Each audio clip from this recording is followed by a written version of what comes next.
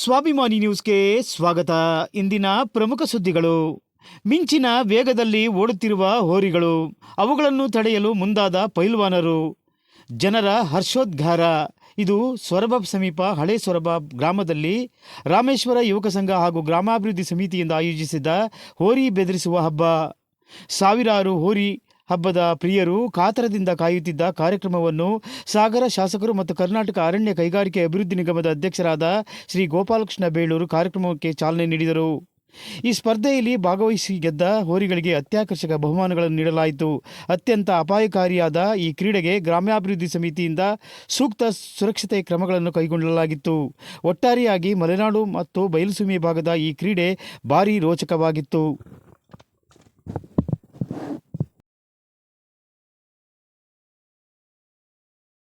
ಇದೊಂದು ಸ್ಪರ್ಧೆ, ಸಮಾಧಾನಕರ ಬಹುಮಾನ ಇದೆಯಂತೆ. ಒಟ್ಟಲ್ಲಿ ಚೆನ್ನಾಗಿ ನಡ್ಸ್ಕೊಂಡು ಹೋಗ್ರಿ. ಸಂಘಟಕರಿಗೆ ಮತ್ತೊಮ್ಮೆ ನಾನು ಅಭಿನಂದನೆ ಸಲ್ಲಿಸ್ತೀನಿ. ಒಳ್ಳೆಯದಾಗಲಿ.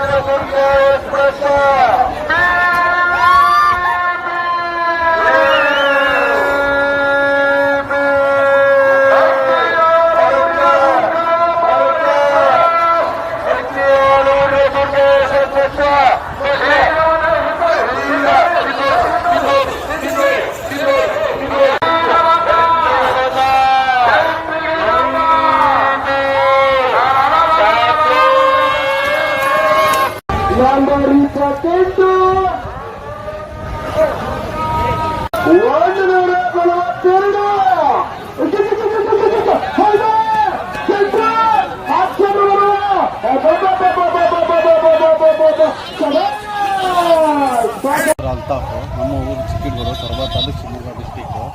ಇದು ಒಂದು ರೈತರ ಜನಪದ ಕ್ರೀಡೆ. ಇದು ಎಲ್ಲರೂ ಸೇರಿ ಆಚರಿಸ. ಇದರದ್ದು ಎಲ್ಲ ಪ್ರಾಮುಖ್ಯತೆ, ಎಲ್ಲರೂ ಖುಷಿಯಿಂದ ಆದರೆ ಎಲ್ಲಿ ಹೋದರೂ ನಮ್ಮ ಊರಿ ನಂಬರ್ 1 ಚಿಕ್ಕಡೂರು ಗೆಳೆಯ.